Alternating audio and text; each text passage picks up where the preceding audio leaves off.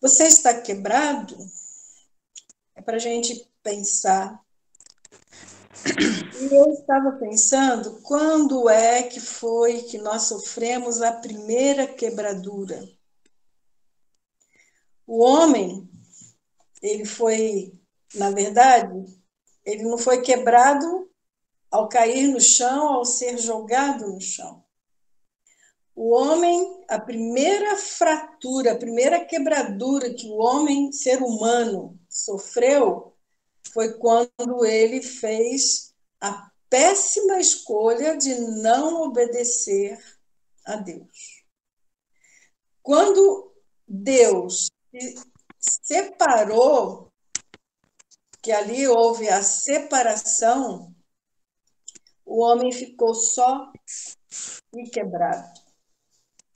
E ali naquela fenda, daquela separação, daquela quebradura, foi quando abriu uma margem imensa para entrar todas essas coisas que vocês disseram aí, que hoje nós chamamos de bullying. E se nós olharmos, essa palavra ela é tão nova, porque na minha infância não existia, ninguém falava de bullying. A gente brincava, ria, zombava um do outro lá, caía, levava um escorregão, todo mundo dava gargalhada. Era uma coisa natural, mais natural. Hoje em dia, os filhos foram criados muito cheios de mimimi. Tudo magoa, tudo ofende. As coisas são muito fáceis. Então, qualquer coisa que se fala, hoje é taxado como bullying. Mas nós estamos aqui para reconstruir a nossa identidade. O homem nasceu pecador e perdido, e Deus mandou o seu filho para reverter essa história, mudar esse quadro. De pecador perdido, Deus, através da obra salvífica de Cristo, nos resgatou, nos trouxe de volta. Então, agora nós somos pecadores redimidos, porque ainda estamos na carne, nesse tempo que nós estamos vivendo hoje, essa era, temos tempo espiritual, apenas. Nós não estamos no plano espiritual. Mas nós já podemos dizer que nós somos pecadores, perdoados, restaurados pela graça, pelo amor de Deus. Eu não fico falando que eu sou a pior das criaturas, não. Depois que eu entendi que Deus fez, que Cristo fez por mim, e eu aceitei, eu me apoio nisso. E eu posso também dizer que a gente não vive na prática do pecado, porque a divina semente está em nós. Por isso que nós não podemos viver pecando. Eu quero compartilhar o que eu aprendi nessa parte aí, no primeiro momento, do contato com essas lições, que foi a lição 6, 7, 8, capítulo, né? 8, 9 e 10. São 5 capítulos para serem lidos durante a semana. Ainda sobra 2 dias, que a semana tem 7 dias. Então, se nesses 5 dias você esteve muito atarefada ou muito atarefado, você tem mais 2 dias para pôr a sua leitura em ordem, em dia. Irmãos, as leituras, elas são muito ricas e muito proveitosas. Eu perguntei se vocês querem que eu coloque lá no grupo. Só a irmã Beatriz ou mais uma pessoa que manifestou que ou 2, sei lá, mas 3 pessoas. Nós somos mais de 20. Então, eu não quero impor nada para ninguém. Eu quero que você aceite o compromisso que você assumiu. Tenha comprometimento de fazer o quê? No mínimo, ler. Se você não ler, você vai se desanimar. A gente vai se desanimando, porque a gente vai ficando se sentindo à parte. Ah, não estou entendendo nada, é uma confusão. Pelo contrário, as leituras que a gente faz do livro, elas são reveladoras e libertadoras. Vocês depois verão e ouvirão os testemunhos de quanta libertação, de quanta cura Deus liberou através deste curso, que vai ser dado os testemunhos. Então, eu já sabia, mas foi muito bom ter recebido de novo a verdade de quem Deus é, dos atributos de Deus. Deus é amor, Deus promove a união, Deus promove a honestidade, Deus promove pureza, humildade e integridade. E o que é que nós vemos no mundo? Nós vemos totalmente o oposto disso. Nós vemos no mundo a impiedade, a injustiça, a indelicadeza. Quantas pessoas indelicadas que você encontra durante o dia? Você encontra muitas inverdades, infidelidades e também muita ingratidão. Mas nós, como cristãos, não temos que aceitar isso como se fosse tem que ser assim, é assim. Não. Nós somos cristãos. Nós não somos outra coisa. Nós somos cristãos. E como cristãos, nós vivemos esta identidade. E esta identidade é uma identidade firme, segura, que não são as circunstâncias que vão ditar para nós. É Deus quem diz quem eu sou quando eu aceitei Cristo. Então, nós vamos andar na contramão. Se o mundo está andando para cá com impiedade, com injustiça, com infidelidade, ingratidão, inverdade, nós vamos andar para o lado de cá. Como? Com gratidão, com amor, com lealdade, com união, com pureza de coração, com humildade, com integridade. A gente vai andando na contramão. Pode ter certeza que você vai ganhar a atenção de alguém. Muitos vão jogar pedra, mas muitos vão também apreciar e vão te perguntar qual é a razão disso. Por que você vive assim? Então, irmãos, mudanças inesperadas, circunstâncias difíceis, elas estão aí para nós vivermos, encontrar com elas no nosso dia a dia, a qualquer momento. Mas a forma que nós reagimos a elas vai identificar a gente, vai mostrar para a gente, não é para o outro, vai mostrar para mim como é que eu realmente estou, como é que realmente eu me sinto neste mundo. Então, preste atenção em você, nas reações que você tem tido às circunstâncias, às más notícias. E aí nós vamos deixando Deus, dando a Deus a oportunidade dele trabalhar essas quebraduras na nossa vida. Porque nós já fomos ligados a ele. Foi a primeira quebradura, mas depois veio outros rompimentos, né? Outras rachaduras na nossa vida.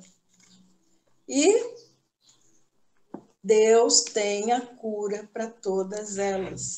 Mas se nós não aproveitarmos esse momento que nós estamos vivendo, vai chegar daqui a mais algumas semanas ao fim do curso e a gente vai falar: não valeu nada, não me ajudou em nada. Porque nós não tivemos coragem de nos enfrentar. Dói. Olhar para a gente dói. Dói muito mais do que as dores que nós sofremos que os outros nos causam. Dói muito mais a gente ver quem realmente nós somos em relação não ao outro, mas em relação a quem Deus é. Vou pedir para a Cris colocar o clipe, o filme, e nós vamos fazer uma pequena discussão. A sua luta deve ser na oração. Você foi um pai bom o suficiente. Não quero ser apenas bom o suficiente. Vai, vai!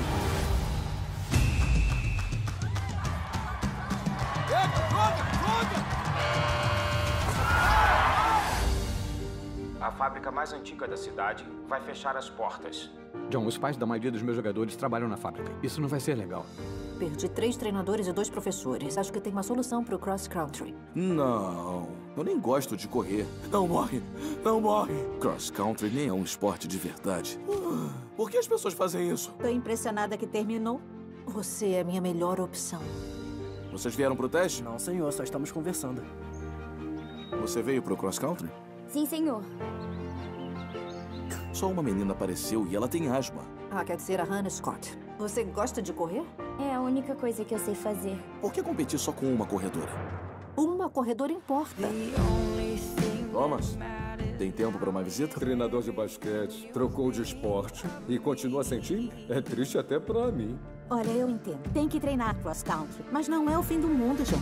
Para alguém que conhece o Senhor, você age como alguém que não conhece.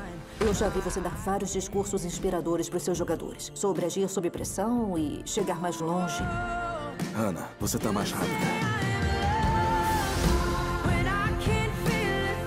A sua vida vale muito mais que isso. Pra quem? Quando encontrar a sua identidade, em quem criou você, a sua perspectiva vai mudar. Alguma coisa ou alguém vai vir em primeiro lugar no seu coração. Cadê a sua equipe? Ela tá bem ali. O que você permite que te defina?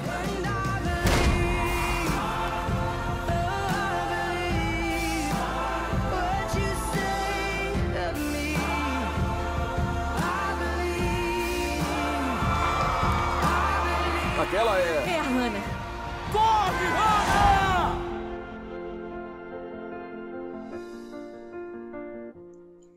Quem mais passa pelo sofrimento, pela dor? Quem está vivendo aquele momento ou quem está assistindo aquele momento? Como você acha que John se sentiu ao ouvir aquelas coisas que a esposa falou para ele?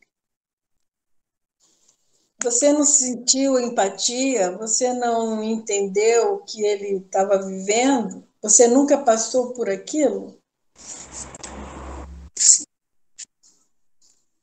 O que você acha que John sentiu e o que é mais fácil? Qual a situação mais fácil, qual a situação mais difícil ali?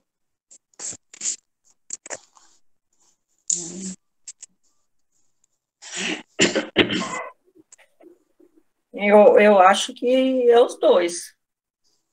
Que ele está passando, está sentindo a dor, e ela tem que apoiar ele, ela queria apoiar ele, e estava sentindo os mesmos problemas por causa que ia afetar a família, né? É verdade. Mais alguém? Obrigada, irmã Salete. Eu achei muito interessante que ele vai conversar com uma pessoa que está hospitalizada. E a pessoa hospitalizada parece que tem uma visão bem mais positiva da situação. Eu acho muito interessante isso. Ele acaba ouvindo as orientações de uma pessoa que está no hospital, né? Eu sempre fico observando isso aí nos trailers. Acho muito interessante essa questão. Mas eu acho que quem está vivendo a situação é a que tá sofrendo mais. Mas quem está ao lado também sofre. Sim. Quem está sofrendo, normalmente, ela quer a compreensão do outro. Muitas brigas seriam evitadas se nós nos colocássemos no lugar do outro. Ele é um homem, ele tem a responsabilidade de ser o provedor da família, os recursos para a família, alimentação, vestuário, tudo pesa sobre os ombros dele. E o que ele sabia fazer é ser um técnico do futebol americano. E agora aquela profissão estava passando pela maior crise da vida dele devido ao fechamento da fábrica, como nós vimos no clipe passado. Então, a pessoa que está sofrendo, eu vejo assim, ela sofre mais do que a outra, porque ela está sofrendo direto o impacto. A outra pessoa, ela deve ajudá-lo a se firmar. Porque se ela dificultar, vai tornar mais difícil ainda para ele. Como a gente viu, ele ficou tão desesperado que pegou um vaso lá e quebrou, jogou no chão. Ainda bem que jogou no chão, né? Não jogou nela. E muitos jogam na pessoa porque fica desesperado, sai do controle. Então, a pessoa que está sofrendo, passando pela situação, é a posição mais difícil, do meu ponto de vista. A outra sofre? Sim, a outra sofre, mas ela vai sofrer as consequências da ausência daquilo que o dinheiro, o recurso trazia para casa. Naquela hora, ela deveria ser, para mim, mais tolerante e mais compreensiva e ter uma palavra, não de acusação, mas de ânimo, para ajudá-lo a superar aquela questão, aquela crise. Tá bom. Quem leu o capítulo 1 e 2 de Jonas? Eu quero que você que leu faça o seguinte: narre apenas, só isso, tá? Narre apenas, brevemente, os eventos narrados ali, os eventos que Jonatas viveu, no capítulo 1 e 2. Primeiro evento de Jonas que ele viveu. É para contar só os eventos. Aconteceu isso, aconteceu isso, aconteceu isso, aconteceu isso. Capítulo 1 e o 2. Então, primeiro, Deus fala com Jonas e pede para ele ir a Nínive. Então, ele, cheio de lembranças passadas, estava contra o povo de Nínive, e jamais ele ia querer ver o povo de Nínive salvo. Então, o que ele fez? Fugiu. Em vez dele ir para Nínive, ele foi para Tarsis. Então, esse é o que aconteceu. Ele comprou uma passagem, né? Ele comprou uma passagem, entrou no navio e foi para o porão do navio. Então, e ali Deus se manifestou contra.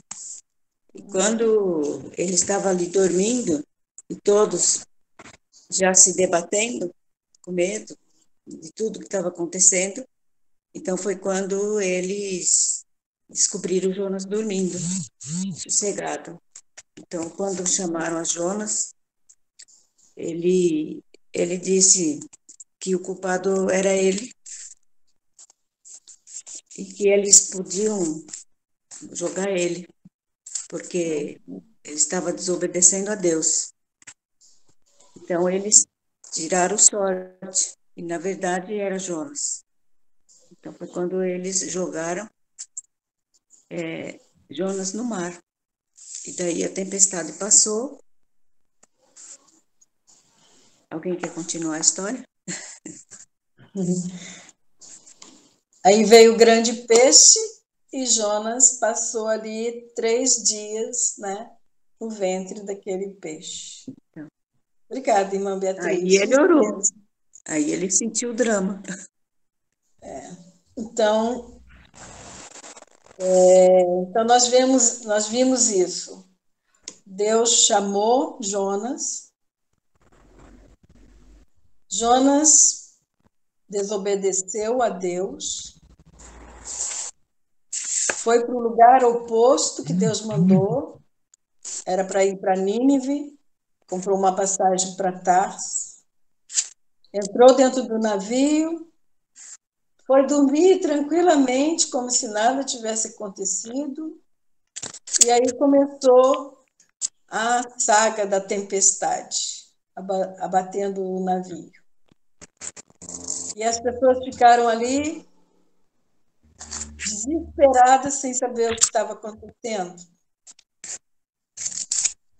E aí eles foram descobrir, perguntar: quem é você? O que você está fazendo aqui? De onde você vem? E aí Jonas conta a sua história. E o interessante é que aqueles homens, eles temeram a Deus. E eles temeram a Deus, mas eles também sabiam que tinham que fazer alguma coisa para a tempestade acalmar. E no caso ali, eles tinham que jogar Jonas para fora do navio. Mais interessante ainda é que esses homens também oraram a Deus pedindo perdão por terem que fazer isso. Eles precisavam fazer isso. Eles pediram para Deus não levar em conta que eles não tinham outra coisa para fazer, a não ser jogar Jonas ao mar. E ali Jonas tem o seu encontro com o seu Criador. Então nós vemos essa história, né? Que Jonas, ele estava ciente, ele estava bem consciente daquilo que Deus queria que ele fizesse. Não é verdade? Deus queria que ele fosse à cidade de Nínive levar uma mensagem de arrependimento.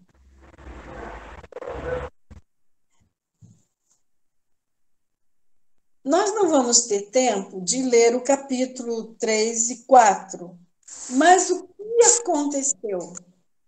Quem quer concluir essa história? No capítulo 3 e 4, o que aconteceu?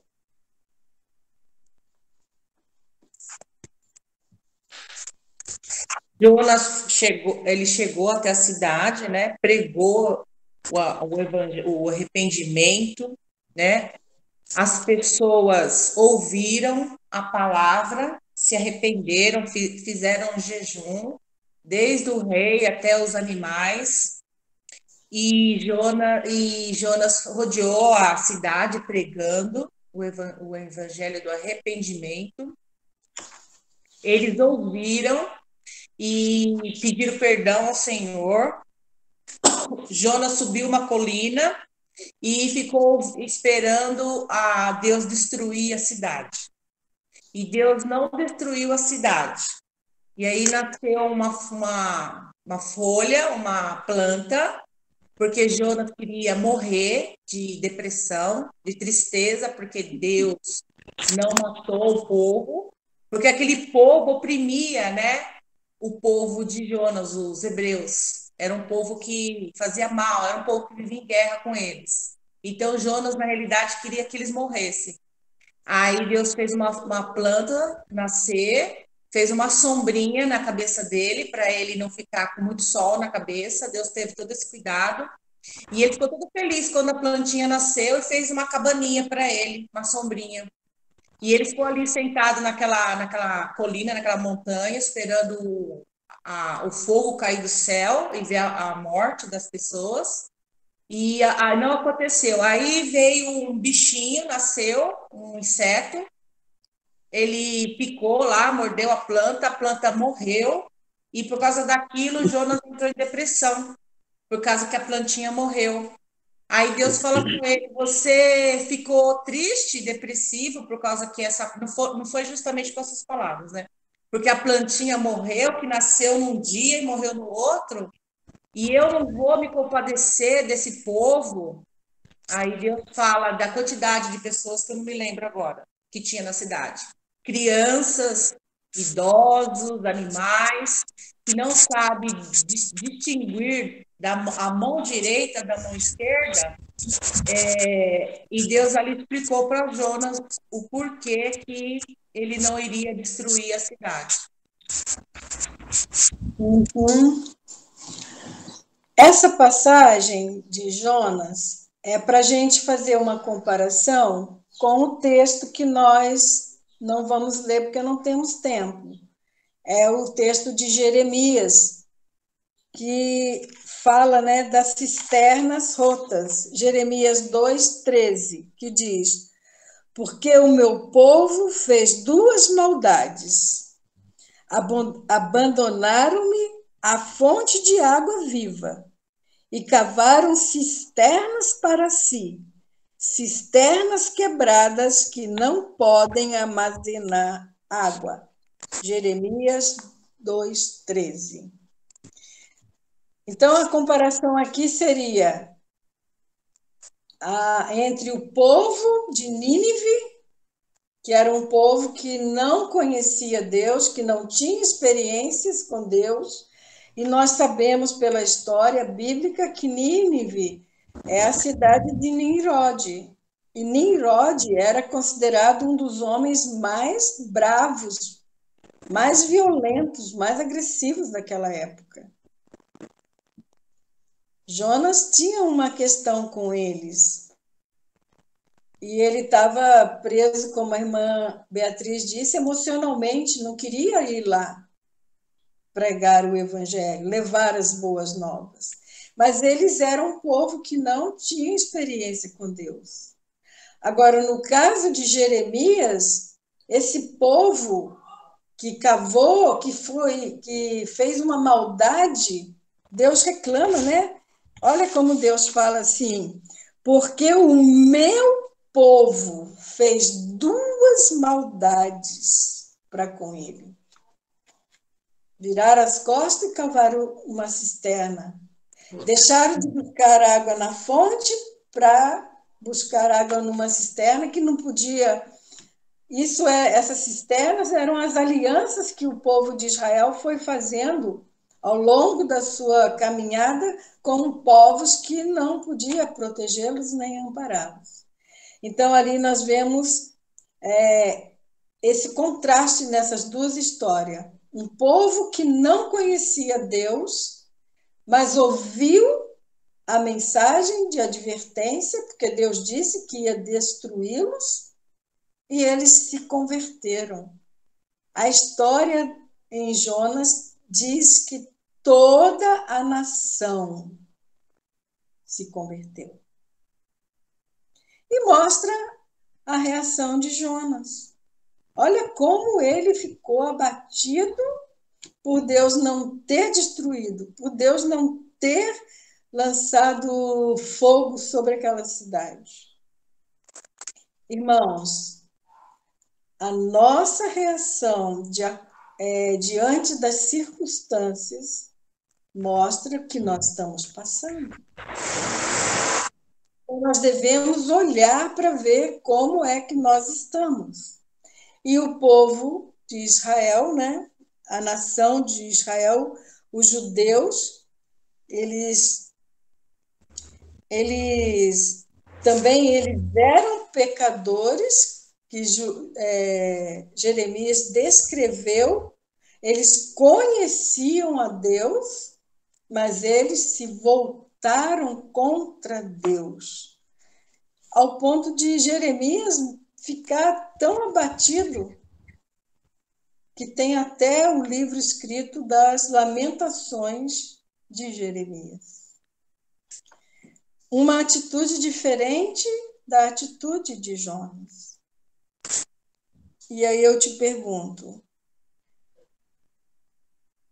o que as suas quebraduras estão revelando de você? O que as suas quebraduras estão mostrando daquilo que você está hoje precisando de Deus? Não deixe de avaliar, de refletir. Não deixe que essa oportunidade passe. A lição mostra de onde nós nascemos, o caminho que nós percorremos, é aonde nós vamos chegar. Só que nós ainda estamos no processo. Eu posso ter nascido num lar perverso, mas eu nasci de Deus. Eu fui criada à imagem e semelhança de Deus. Eu posso ter passado pelos bares da vida, pelas bocas de fumo da vida, mas eu não preciso ter este fim, porque Jesus Cristo veio para me redimir, para me fazer uma nova criatura. Então, nós estamos vivendo um processo. Ainda não é o final. Amém? Amém. Leiam as próximas lições, 11, 12, 13, 14 e 15, os capítulos. Não deixe de ler. Não aproveite, pare para fazer o exercício, para refletir. Porque eu quero muito que no final nós possamos dizer de verdade: nova criatura, nova criatura, nova criatura, nova criatura. Amém? Amém. Vou pedir, Kátia, para você orar, terminando, e assim nós vamos para o culto. Senhor Deus, meu Pai, nós agradecemos por essa manhã, Senhor de vitória, estudando a Tua palavra. Agradecemos por cada pessoa que entrou na sala de estudo. Obrigado, Senhor, que esse dia seja voltado a Ti para glorificar e adorar o Teu nome, Pai. Nós agradecemos e colocamos tudo nas Tuas mãos. Obrigado, Senhor, em nome de Jesus, o Teu Filho querido, amado, que morreu na cruz por nós, para que nós se tornássemos, Senhor, filhos de Deus. Obrigado, Senhor. Aleluia. Amém. Amém. Até próxima semana. Beijo. A paz do Senhor. Amém. Paz do Senhor. Muito bom.